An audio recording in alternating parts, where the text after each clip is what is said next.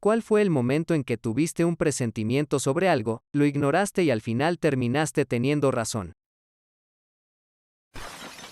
Tenía la sensación de que uno de los miembros de mi familia inmediata iba a morir.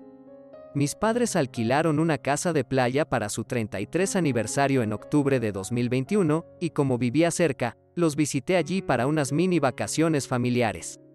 La última noche del viaje, todos estábamos en la sala viendo la televisión después de cenar, y tuve la abrumadora sensación de que esta sería la última vez que mi vida sería realmente perfecta. Estaba en mi lugar favorito, alojándome en mi casa de playa favorita que mis padres habían estado alquilando desde que tenía 4 años, mis padres estaban sanos y bien sentados en el sofá a mi lado, y mis 2 perros estaban acurrucados conmigo. La sensación fue tan fuerte que incluso saqué mi teléfono y grabé un video de la habitación porque tenía la sensación de que este sería un momento que nunca querría olvidar. Al día siguiente me despedí de mis padres con un abrazo después de empacar el auto y les dije cuánto los amaba y que los vería cuando fuera a casa para las vacaciones. Mi mamá falleció instantáneamente la mañana del 18 de diciembre de lo que creen que fue un aneurisma cerebral. Estaba completamente sana sin condiciones previas y no tenía síntomas antes de que ocurriera que le advirtieran de que algo andaba mal. Me había acostado temprano la noche anterior, y cuando me desperté tenía 2 mensajes de texto, un mensaje de texto de buenas noches de mi madre enviado después de que me había dormido a las 10:04 de la noche diciéndome cuánto me amaba, y otro de mi papá a las 7 de la mañana diciendo, llámame ahora, es muy importante. La mitad de mí murió ese día con ella. Mi amiga tenía un novio que simplemente me transmitía malas vibraciones cuando hablábamos por teléfono. No podía identificar exactamente qué era, pero algo en él me hacía sentir incómodo. Luego, aproximadamente un año después de que empezaran su relación, él dijo que no podíamos vernos, después de que ella me invitara a salir con ella y sus amigos. Le dije que no me sentía cómodo conociéndolo, así que nunca lo hice. Al final, él terminó asesinándola. Eso es una locura, como si supiera que viste a través de él. Mi mamá era una hippie loca. Me mudé a los 16 y eventualmente pude establecer una relación cercana pero cautelosa con ella. En ese momento ella vivía en un barco en Los Cayos de Florida. La amaba mucho pero ella sufría de adicciones y estaba en una relación que era terriblemente abusiva. Empecé a tener pesadillas sobre su novio llamándome. En los sueños me decía que se cayó del bote y no la encontraban. Mi instinto me dijo que no podía ser quien la salvara. Era una mujer adulta que tomaba sus decisiones. Decidí ir sin contacto de nuevo. Pero seguí poniendo de la conversación. Lo haría después de su cumpleaños. 2 días antes de su cumpleaños recibí la llamada. Cayó al océano en estado de ebriedad y su cuerpo no fue encontrado hasta la mañana siguiente. Lo siento mucho. Mi esposo tiene muchos problemas de salud. El insomnio es una ocurrencia regular. Una noche no pudo dormir. No podía ponerse cómodo, tenía náuseas, tenía dolor. Estos no eran síntomas poco comunes para él, pero parecía un poco peor de lo habitual. Sabía que los síntomas de un ataque cardíaco pueden ser sutiles y, a menudo, se confunden con acidez estomacal o malestar estomacal. Le dije esto y sugerí que fuéramos al hospital para ir a lo seguro. Él dijo no. Meses más tarde se hizo algunas pruebas y nos enteramos de que había tenido un ataque al corazón, silencioso. No pudieron darnos una fecha, pero el marco de tiempo coincidió con esa noche que no pudo dormir. Debería haber puesto mi pie en el suelo y haberlo hecho ir al hospital. Si estás leyendo esto, conoce los síntomas de un ataque al corazón y de un derrame cerebral. Cada vez que le preocupe la posibilidad de un ataque al corazón o un derrame cerebral, hágalo revisar por un profesional de la salud. Mi abuelo se despertó una noche y estaba dando vueltas tratando de volver a la cama, sintiéndose con náuseas y no del todo bien. Mi abuela decía que deberían llamar al 911 porque podría ser un derrame cerebral. El abuelo respondió, no estoy teniendo un maldito derrame cerebral, fue un derrame cerebral. Cuando estaba en 4º grado, mi padre, que tenía unos 30 años, estaba cortando el césped un día de verano. Se sentía fatal, con los síntomas que describiste. Sin embargo, quería ignorar su dolor y malestar porque, maldita sea, tenía que terminar el césped. Mis hermanos y yo estábamos patinando afuera. Entonces, de repente, la bujía salió disparada de la cortadora de césped de mi papá, lo que lo obligó a parar. Entró y le dijo a mi mamá que le había pasado algo raro a su cortadora de césped, pero que no se encontraba bien y necesitaba acostarse. Mi mamá le dijo, «Estás gris», lo cual era extraño porque estaba afuera sudando. Acababa de recibir un folleto por correo sobre los síntomas de un ataque al corazón. Se los leyó a mi papá y él respondió que sí a todos. Mamá dijo, «Podrías estar sufriendo un ataque al corazón». «No, solo tengo ardor de estómago por ese burrito de antes y estoy agotado. Solo voy a tomar una siesta». Mi mamá insistió, «Voy a llamar a una ambulancia». «No, no hagas eso. No necesito una ambulancia». Mi mamá puso el pie en el suelo. «Entonces súbete al auto, vamos a urgencias ahora». Mi mamá nos dijo afuera que nos apuráramos y subiéramos al carro. Papá necesitaba ir al hospital. Me subí al asiento trasero con mis patines. En la sala de espera, caminé en calcetines. Mi papá sobrevivió, y esta noche vimos una película juntos y nos reímos mucho.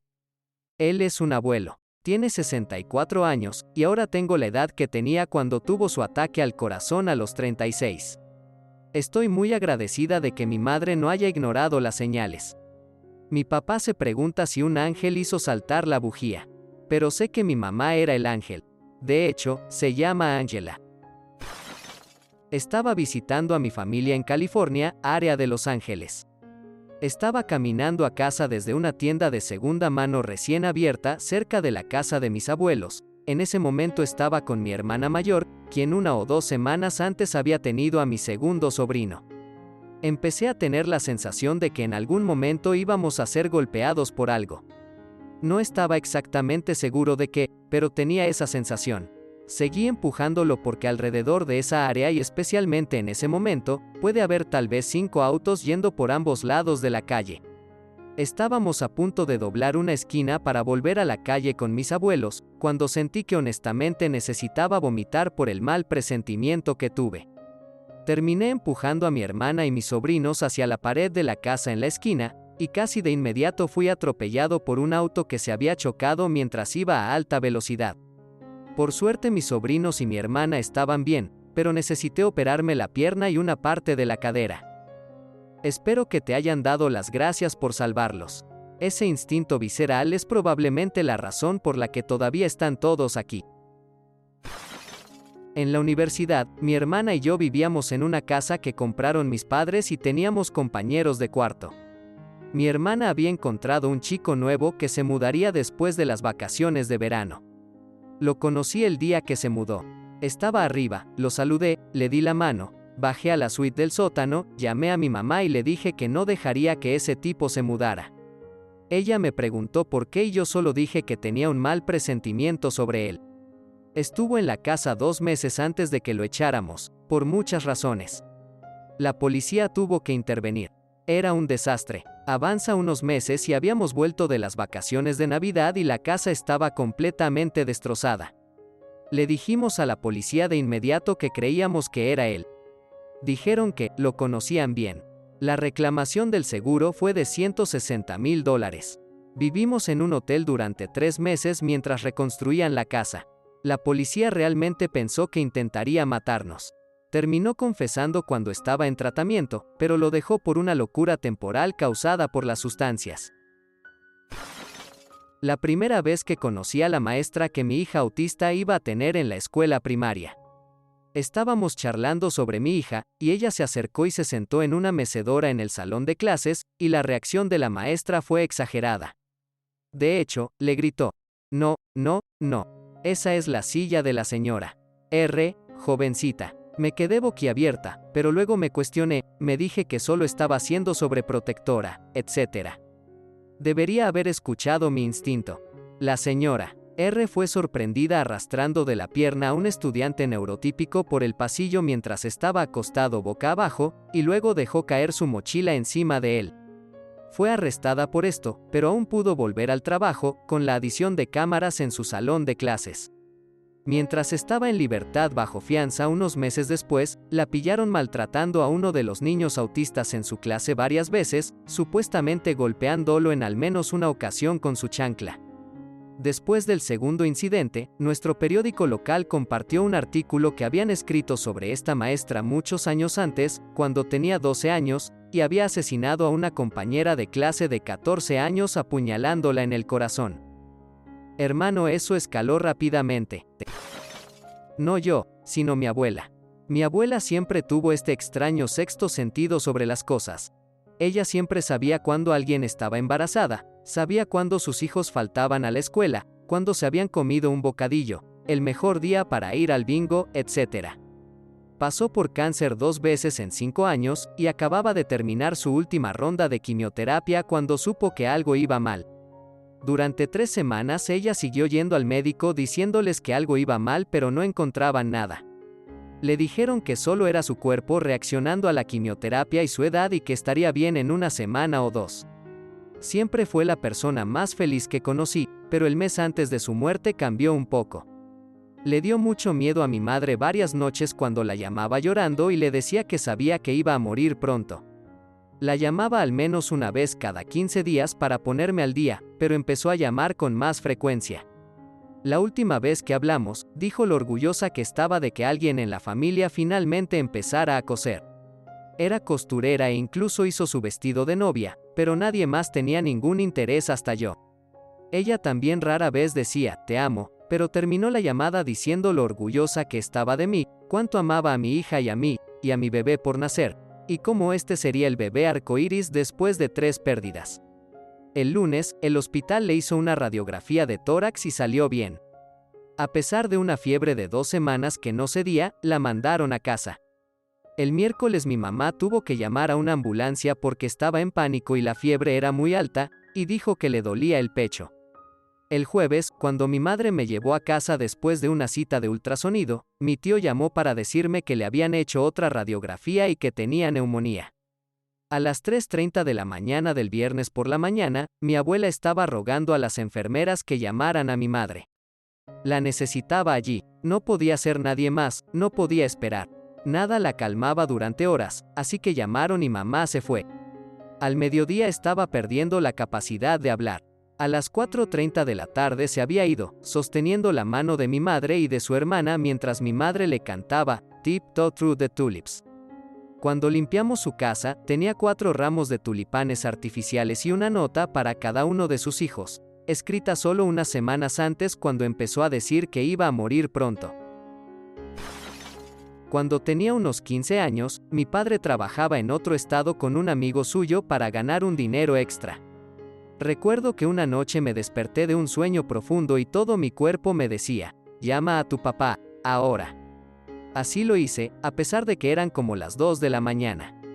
Él no contestó. Dejé mi teléfono y empecé a despertarme lentamente y traté de convencerme de que probablemente estaba dormido y yo solo estaba siendo raro, pero la sensación no se iba. Algo que no puedo explicar me rogaba que siguiera intentándolo. Así que lo hice. A la 5ª vez, mi estómago estaba tan hecho un nudo que pensé que iba a vomitar, pero luego contestó y las primeras palabras que salieron de su boca fueron, Cristo, cariño, ¿puedes oírme? Dije que sí, le dije que estaba preocupada por él y le pregunté si estaba bien y me dijo, no, en realidad no, pero necesito devolverte la llamada. Colgó antes de que pudiera decir otra palabra, y fue entonces cuando fui y desperté a mi mamá. Le dije, creo que le pasó algo a papá.